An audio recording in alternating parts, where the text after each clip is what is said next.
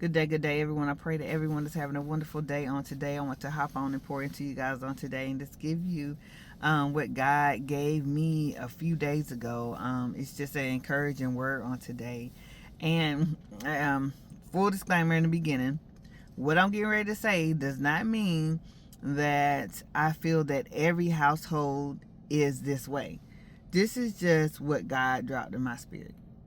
So a few days ago, I was riding. I actually was taking my son to school, and I was saying to myself, "Lord, man, I wish that we had a bigger house, right?"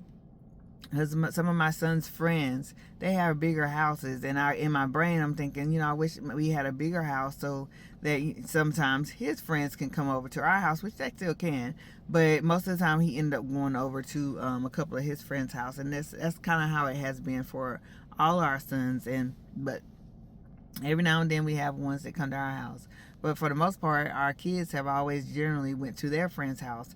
And with that, there has been times where some of their friends had bigger houses. It's still even like that now, but in that, God, he like convicted me right away. Granted, I would like to be blessed with a bigger house, right?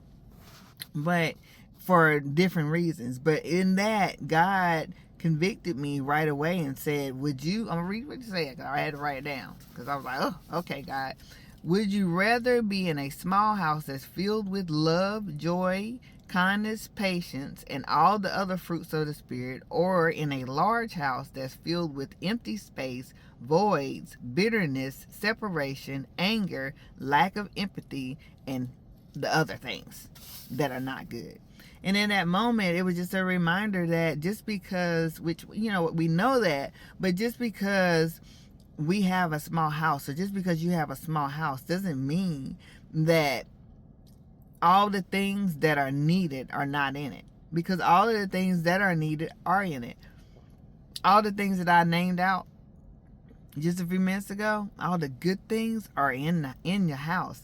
No matter how small or big, it can be in the house. And a lot of times, if we think about it, if we really sit back and we think about some of the people that we know, or some of the things that we've seen on TV, dealing with different documentaries and stuff like that, oftentimes whenever people have these big houses, they are filled with a lot of these things that I just named out that are not so great.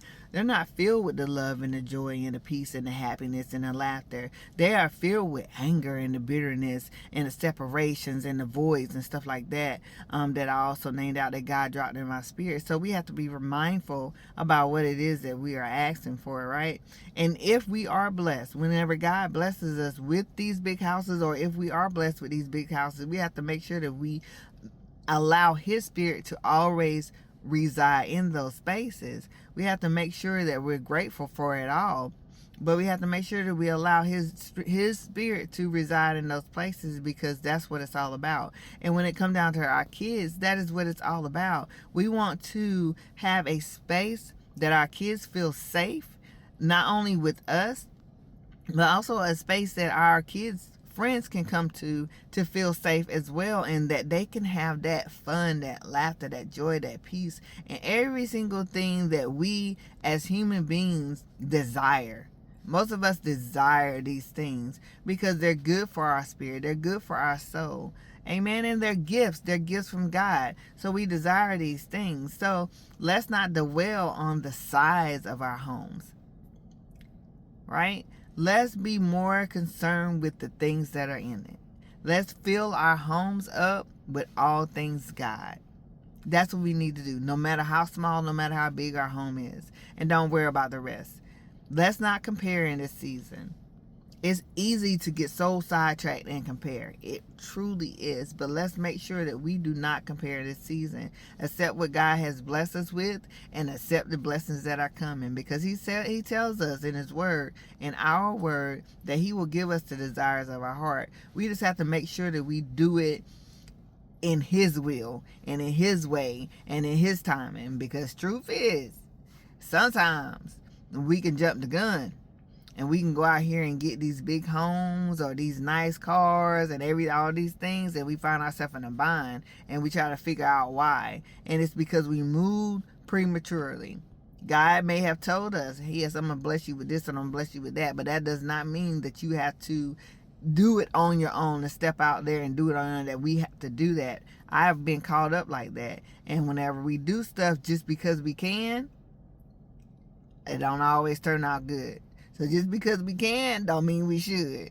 So that's what I'm learning in life as I go through this adulthood, right?